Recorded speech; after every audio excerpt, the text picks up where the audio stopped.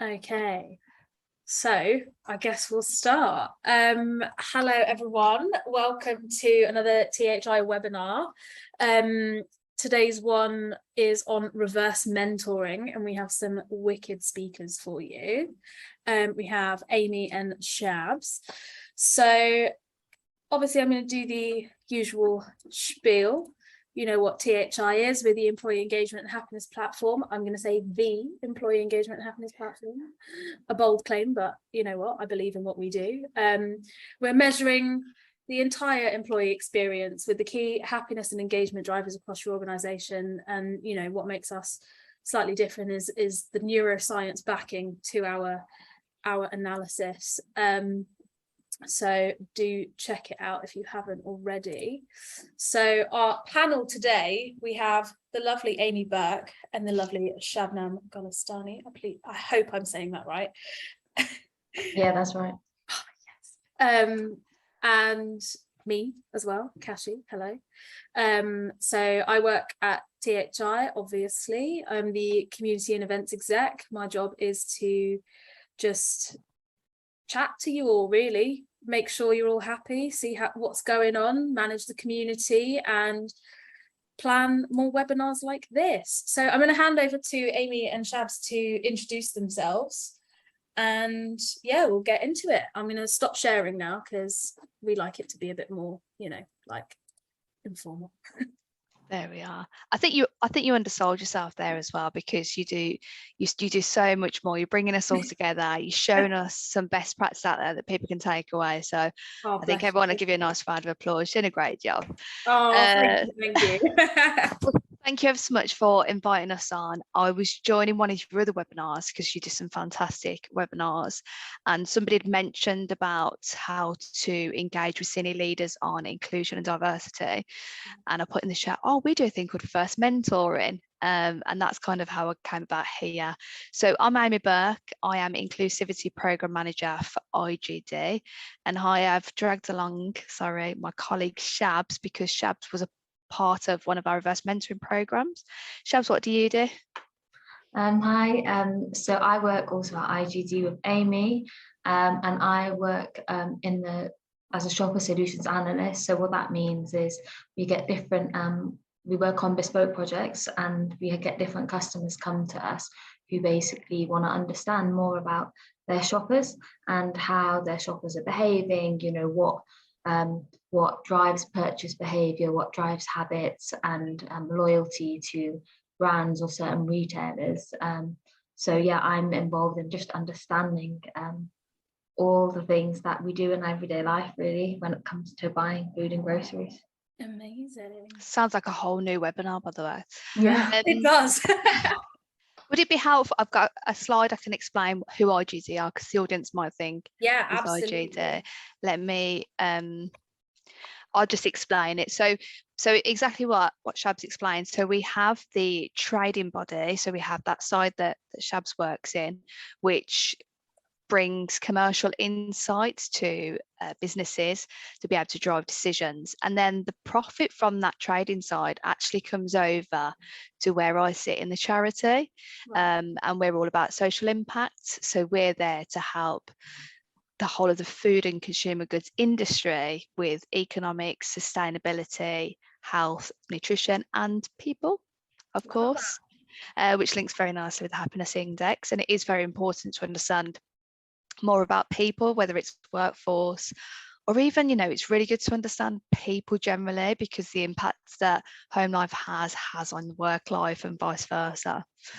So within the social impact side, so within the charity side, we, as I say, focus on people, and we do that in 3 ways. So we help to bring people into the industry. So how do we attract new employees into the food and drinks industry, which is so wide in careers? And then when they're in the industry, how do we ensure that they're continuously upskilled? So providing free learning courses for everybody.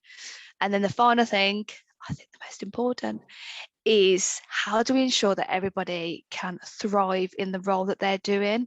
And we do this by helping businesses to create workforces and workplaces where everyone can just be their best, which, you know, links really nicely with the work that you're doing, Kashi, on, you know, if you're happy and if you're being your true self at work, then you can just thrive and do the greatest job.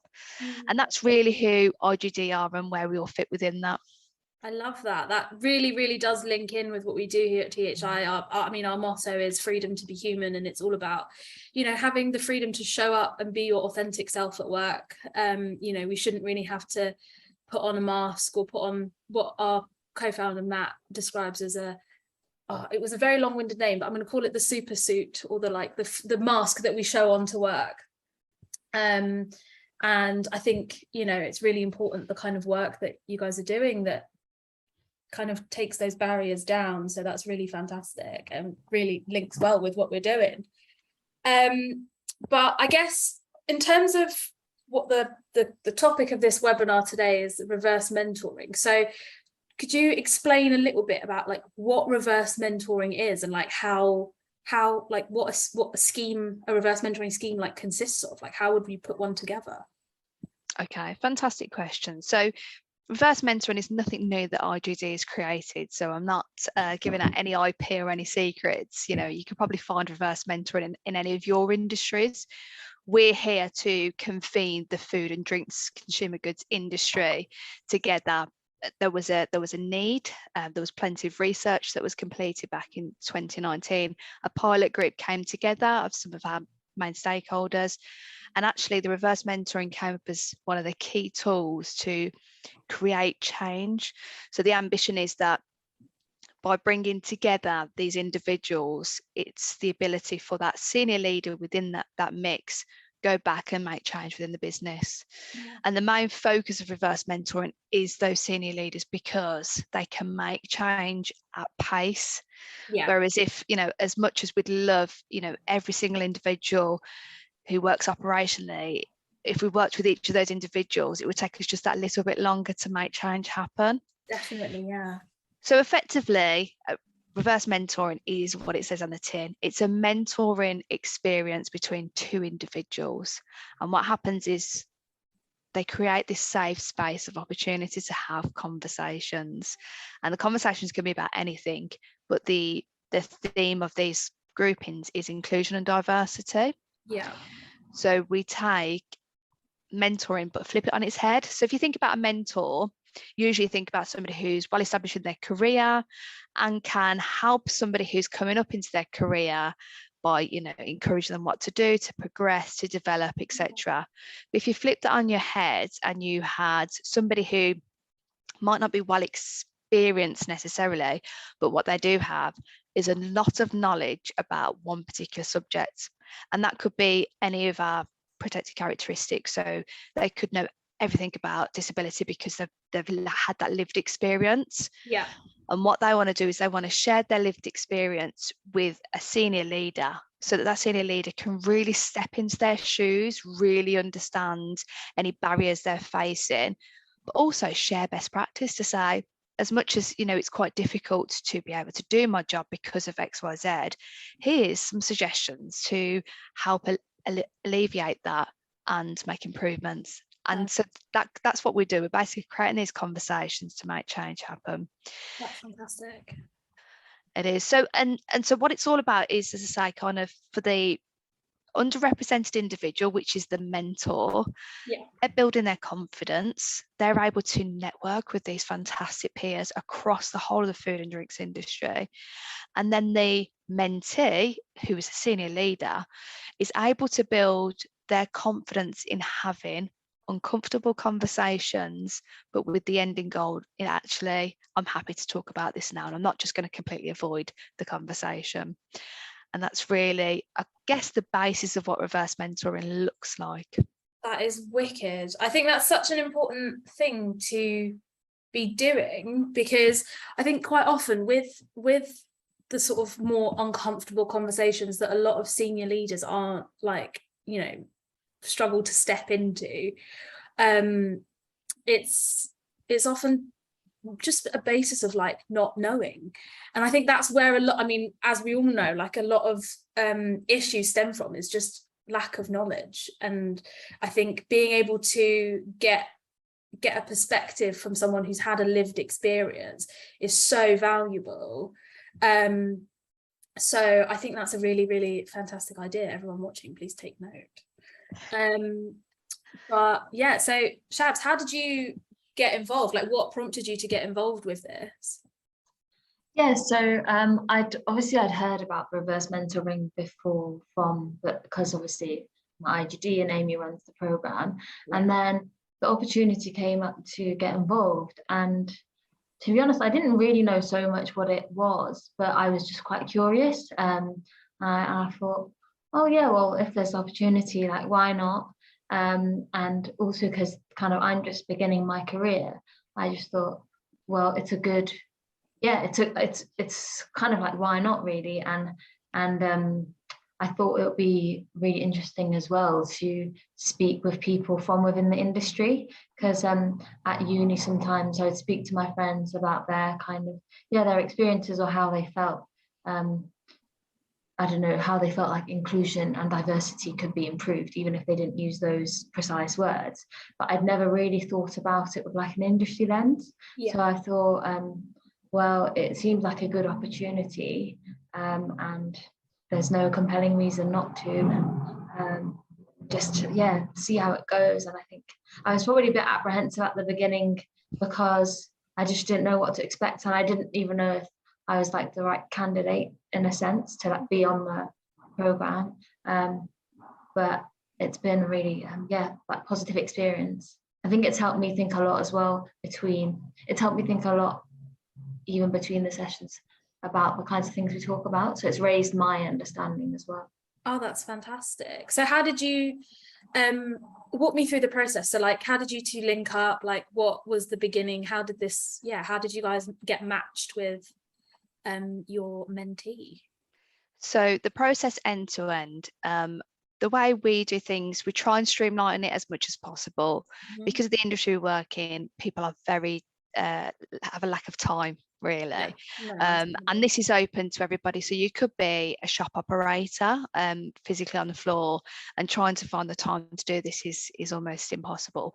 And whoever you are, time is precious, of course. So we try and streamline the process. So we ask for applications. We try and make it straightforward, but the key thing we want to know is why you want to be involved, particularly from somebody from an underrepresented background. What can you bring? What can you add value? And what I love the most about Shabs is that I remember when you started, you said, well, I've never had any discrimination, so I've got nothing to add. And that was the gem for me, because I thought you're going to add so much more, because you're so unaware of how much lived experience you have that you think is just normal, but other people won't find normal. So we asked people to fill out the application, and I had the wonderful job of reading through everybody's application. And when we talk about underrepresented people, it could be absolutely anybody, because every single individual in the world has some story to tell. And it's the storytelling that brings it to life, that the other person listens and goes, oh, I'd never realised that, and it's that light bulb moment that switches on and makes you have that sort of empathetic leadership. So I read the applications, and that then helps me to say, that person would be fantastic with that person, because they're both after the same objective. They both want to do something on neurodiversity or whatever it might be, and they can add value to each other. So that's the application process. Then we invite everybody to a welcome briefing. So this really is an opportunity to provide some skill set to the individual. So some people have never done a mentoring experience in their life. They don't even know how to start a conversation, how to exit a conversation that they might be too uncomfortable with. So we create these boundaries in inverted commas, because you make it how you want it to be, but we provide some skills on how to be a mentor or be a mentee. And that's about an hour. And it's also an opportunity for the peers to meet. So all the mentors are on the same call, and we do breakout sessions, and they can do some networking, and all the mentees the same, are on the same call. And then we leave them to it. And that's the key thing, is we say, go away and have your conversations. And it's about that accountability. We can't hold people's hands through this. You've got to really put yourself into it. allow them to have those conversations. I probably check in probably a bit more than what I should, because I'm a bit of a nagger, but I check in to make sure people are talking, to make sure they're progressing, and also to gather feedback to make sure that we're capturing any really great insight or best practice. And then after 3 months, we have a check-in. We call it a wrap-up meeting, whereby we say, okay, well, we've stopped with our onboarding process. We've provided you with your partner. We've given you the training. Feel free to carry on your conversations, but it kind of brings our loop to an end, and then we carry on with a second intake or a third or a fourth. Yeah. So that's the structure, which you'll probably find, as I say, this is nothing new. You'll probably find this structure in on search engines, or we can share some of ours, but it's finding a structure that works for each business, and not every business would like that. Some businesses want to have 12-month mentoring experience, someone, really snappy, sharp ones. So it's finding something that suits your objectives is critical. No, absolutely. And so you said sort of the loop is about 3 months? Yeah, so we run a 3-month program. We do it 4 times a year, so that we try and get, our scope is to try and reach as many businesses as possible, to try and really get that impact change happen. Amazing. And do you often, like, say within your schemes for like the year, do you often have like repeat people that want to come and do more mentoring or menteeing? We have had requests so far, people who have, everyone's got so much that they want to share, and you want to volumize that, you want to communicate it outward. So we've had plenty of volunteers. What we're trying to do, because we've only been running for this, we've done a pilot and this is the first year of running it, what we're trying to do is get as many people through the program, and then if we do kind of keep going, just bringing people in. So not yet, but we've had plenty of volunteers who want to do it, and I think it might be a case that actually those people we use as case studies, so they're still elevating their voice outwards, so people are still hearing their story but in a different scenario. Yeah, I noticed like you keep using the word story and storytelling, and I think that seems to be quite a theme within this whole narrative, and I think that's so important and so like linked to what we do as well at THI. Like, I think at the heart of everything is people, and everyone comes with their own background and their own stories, and it's so hard to look at, like, say a company or an organization and just have a blanket for everyone, because everyone is so individual, and it's so important to be looking at things by an individual case, I guess. So I think that's really interesting, is the theme of storytelling, because I think that is probably one of the most key things for especially like HR and people professionals watching, that I think we'll all have in common, is that we want to take care of our people and make sure that they're, especially like underrepresented voices, their stories are told. So okay, that's fantastic. So Shabs, in terms of like your experience being a mentor, how did you find it? What was your like takeaways from this? How did it affect you? So I think there are a few kind of I took a lot away from it. I think maybe 3 key things. So firstly, I really liked that this mentoring was the conversations with our mentee, but then also kind of group sessions with other people who were going through the program with us, because it allowed you to speak with other people from the industry, like from other mentors from the industry, and also people like from a variety of age groups. So I think at the beginning I was expecting that all the mentors would be like maybe my age, but actually there's a variety of age groups, and it shows that that this is relevant to everyone, and I like that, and I also think it's nice when you see people from like lots of different organizations coming together to do this, because you feel like, okay, this is something maybe that IGD is organizing, but there is interest across the industry, and I guess that's encouraging.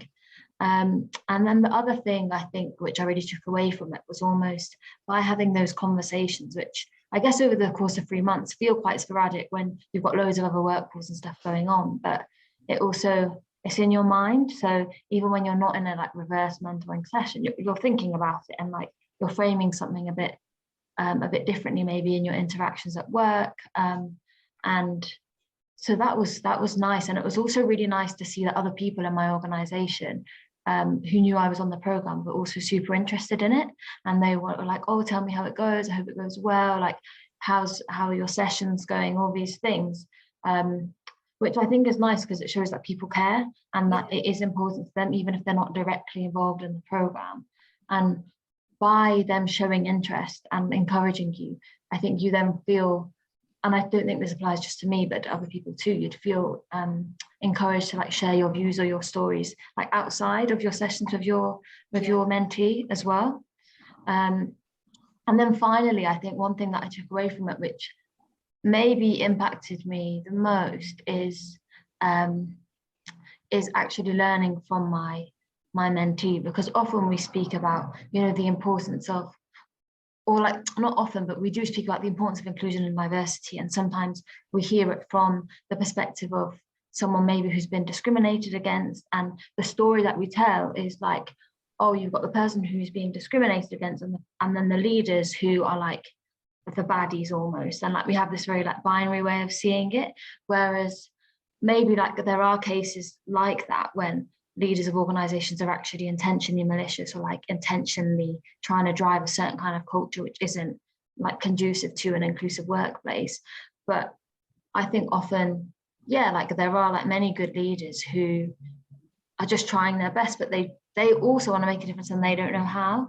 And when I was speaking to my mentee, she was telling me like, oh, these are some of the kinds of decisions that I have to make, and I don't really know what the right thing to do is here. Like, how do I?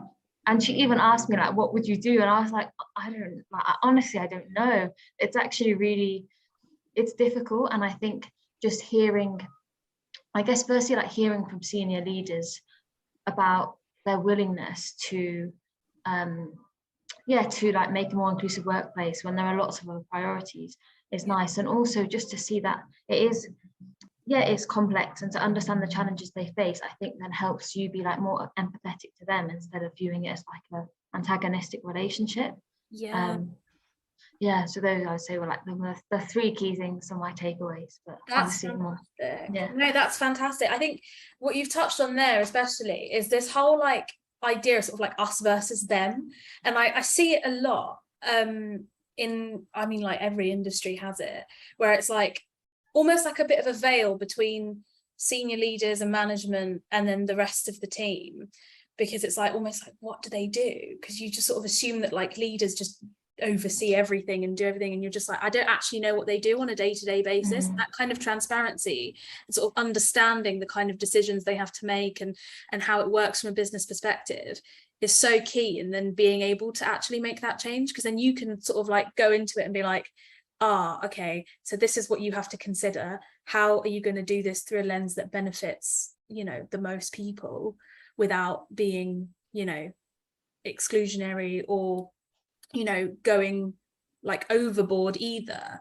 It's like such a fine balance, and I think that's really beneficial to be able to get that perspective. So that's really wicked. And I think what you touched on as well with the different age groups, I think a lot of people think that, especially with this kind of program, it would just be like younger people sort of like beginning in their careers, but like you can start doing something at any age, and you can be inexperienced in anything really, so at any age. So I think that's really important to note, is that like, you know, it's not just a like Gen Z millennial versus, you know, whatever. It's everyone. Definitely isn't.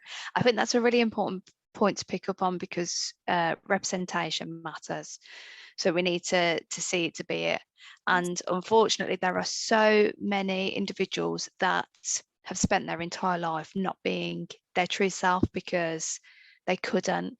And so the opportunity of reverse mentoring is saying to these individuals, actually, come and just be yourself in this arena.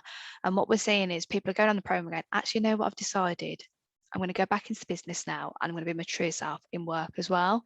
And it's almost helping people to be themselves, because they're seeing representation, saying, oh, I didn't think the program was for people with a disability or whatever it might be. So it is really important that we showcase it's for everyone, we're inclusive. And, you know, the other point about, you know, leaders got to try and make decisions. and they've got to try and be considerate of absolutely everybody is almost impossible. Exactly. Which is why with our programs at IGD, our scope is creating things that are inclusive at that umbrella level. Yeah.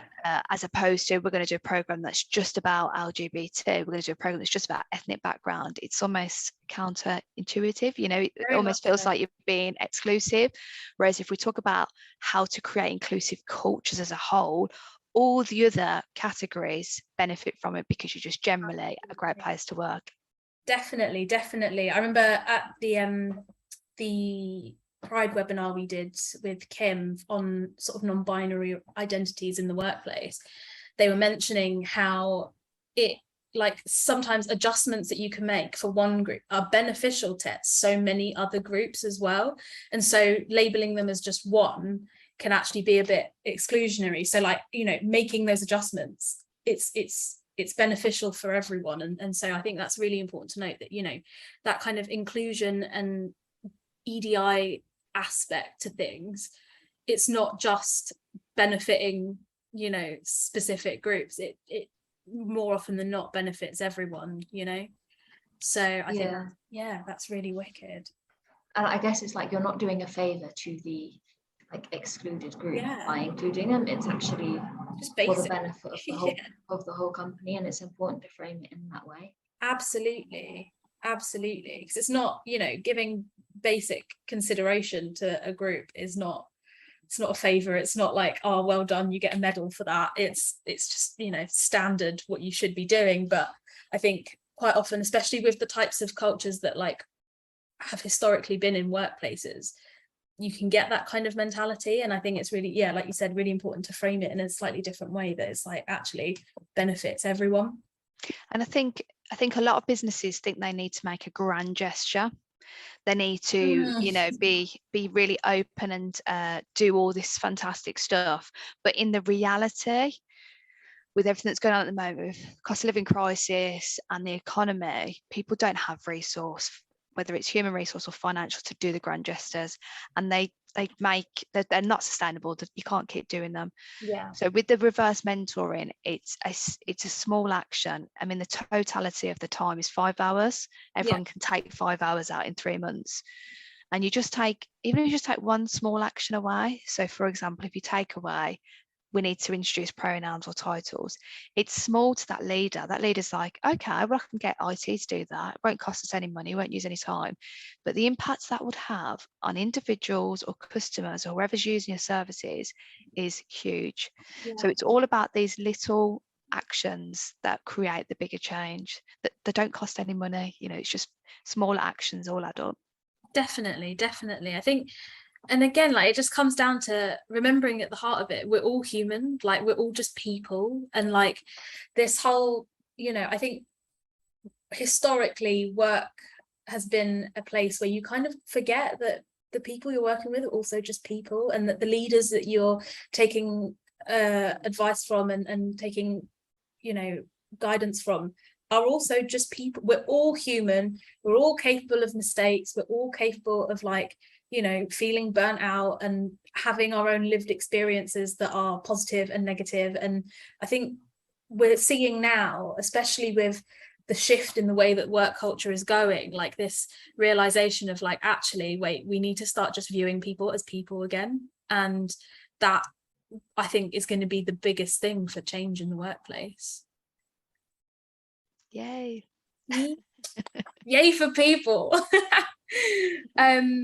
But yeah, so in terms of how this mentoring scheme can affect sort of business on like a business level, how would you say this has had like an effect on, say, like employee engagement and happiness? Because obviously, like THI, we're all about employee engagement and happiness and like impacting productivity and that kind of stuff. So how would you say that's had an impact, and how have you seen that? So we're all about ensuring that there's impact for the individual, then on the business, and therefore as a result of that, the impact then goes on to society. So for particular, aligned with that, we also have that not everybody's at the same stage with their I&D journey. So we're very, very very conscious that people are aware of where they are as a starter. Yeah. So when we talk to businesses to introduce reverse mentoring or to introduce many of our other free learning programs, we ask them to reflect on where they are so they can identify gaps and challenges, so that they're not just doing lots of stuff that's not going to make an impact. Yeah. And once they understand, actually, yeah, this aligns with our strategy and it's part of our performance review or whatever it might be, and we've got networks of people who can join it, then we can have better impact in getting the reverse mentoring actionable into the business. So what we tend to have is a central contact within a business. Yeah. So it might be that, I mean, some businesses have an I&D lead, but mostly it's somebody who works in the HR department, who can communicate out about there's an opportunity to join reverse mentoring. And as I say, it really is dependent on that business, on the way in which they want to approach it. They can do a big call out and get volunteers, or they can be more streamlined in who they're targeting to make sure that they can manage it. Because if you put 50 people on this program, how can you assess the feedback of 50 people all in one go and then make changes? So it's got to be manageable for everybody. Whereas some businesses, they'll put 4 people on each intake, so 2 mentors, 2 mentees.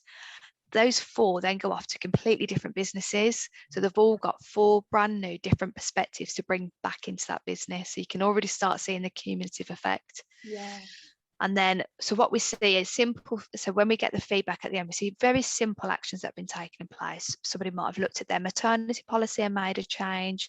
Somebody might have looked at working from home policy and realised there's something that's not quite right there. But as I say, it's about that individual. So it's really nice to read very qualitative feedback that says, I've built my confidence and I want to do more speaking at work. Or it might be quantitative stuff. So it might be that a senior leader said, oh, we've made a change to this, and as a result, we're getting more engagement. And now we've got 12 people who want to join the program. That's fantastic. Yeah. So our KPIs aren't really on necessarily more people joining the program. It's more about that company engagement and making sure that they're doing something with it. And it's not, because if you take a training program like this, you do nothing, it's just entertainment. Yeah. So you need to make sure you're doing something with it. But we have case studies, so we're just filming some more this week, which has been fantastic, because there's nothing better than seeing on a video somebody's face, like we've been doing with Shabs, face light up when they say how they went through the program, what they did at the end. That before and after is worth gold dust as far as we're concerned. No, I completely see what you mean. I think that's really fantastic. I think you quite often, like, I mean, I've been part of mentoring programs where, like, what we've done is we've submitted, you know, our likes, our dislikes, what we are looking to get out of it, and this and that, and it's sort of gone through like a computer system to match you up based on like boxes that you've ticked. And I think that what you guys have done with, like, you know, reading it and like having it done sort of manually by people, and really sort of having more of a focus on sort of more I guess more like emotional side, the more emotional side of things is really fantastic, because that's what's going to drive change. Do you know what I mean? Like, me ticking a box that says I like to watch like Love Island does not drive change, and you matching me with someone that also likes to watch Love Island doesn't really do much. But, you know, if I said, you know, I want to help work towards making the place more inclusive for the LGBTQ+ community, and I have these experiences within the workplace and that kind of thing, that's so much more valuable. So yeah, that's really wicked. Yeah, and I think also to add, like, in terms of change and things that you've seen, obviously I'm not working, I don't run the program, so I don't see it from the same perspective as Amie, but I think whilst probably we do have these like qualitative things like policies and things that companies are changing or adding pronouns to their CRM system, I like also think like we're really, especially maybe in business, because we have like the budget is yearly, and like our mentality is to want to see the results within like a year, or within like Q1, Q2, you know, like within the next cycle. And some of that we will see now, but I think this is like the first year of the program as well, so over time you've got more people involved, and like hopefully more people from one organization do the program. But maybe like some of these results as well, you see you know, in 10 years time, when like one of the people who is on the program is then in a more kind of managerial position and is more aware of that, because it's also really easy to like start from a place of being maybe underrepresented, but then once you rise, like it's also very easy to forget those experiences and forget what it's like to be an intern, or like forget what it's like to be a junior. And so maybe it's also about the like even looking into something that we can't measure in like 1 quarter and isn't even directly attributable to Amie or to like reverse mentoring, but like hopefully it will have an impact still. Yeah, it's a really valid point actually, because even just people starting to have conversations, we're winning. Because 10 years ago, you probably wouldn't have had this conversation, it wouldn't be on people's agendas. I mean, you go onto websites now, everybody CSR reports, they're talking about I&D, they proactively want to do something about it. And the more we get that, we're starting to win, we're starting to see change. And yeah, eventually we won't have jobs like mine, because people will just be inclusive, and it just, you know, everybody's just treated with the greatest opportunity. But hopefully we've still got a little way to go, we've got some scope, because I still want a job for another 10 years. Not quite, your job's not quite done. Not yet, no. I guess it's the kind of job as well that I don't think can ever be done, really, because it's something that's constantly changing. You know, there's always going to be new things that come up, and you know, as society and as language and as, you know, people evolve, and you know, that's always going to be something we need to take into account. I think you're safe. Thank you. Yeah, so I mean, is there anything else that you guys want to pop in before we do like a little key takeaway? I don't think so. I think as I said at the beginning, you know, reverse mentoring as a model is nothing new. As is all about convening the food and drink industry, and we're starting to see those sort of ripple effects happening.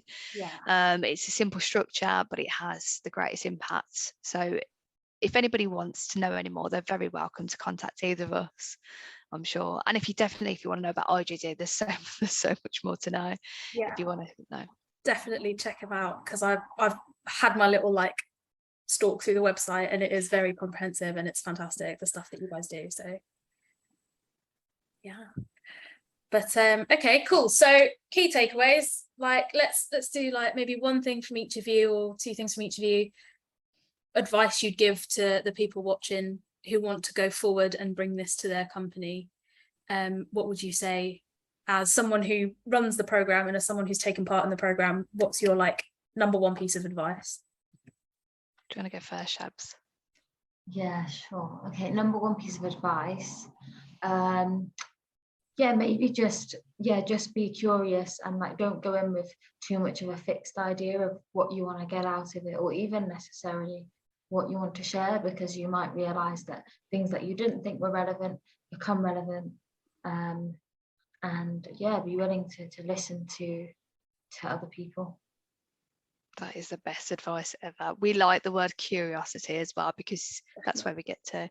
I think for me, start with where you're at. So don't rush down these. Inclusion and diversity is so broad. There's so much out there on offer. So many people now stepping up to provide solutions and help out. But if you don't know where you are, you won't know what you need. So really just understand, look inwards before you look outwards. Amazing, wonderful advice. Thank you both so much for joining us and for your wonderful knowledge and for sharing that with us. It's been really, really valuable. But yeah, please do check out IGD and THI, and both Amie and Shabs. You're both on LinkedIn, aren't you? So check them out. Chat to us. Stay curious. Stay curious. Thanks, everyone. Thank you. Thank you. Cheers. Bye-bye.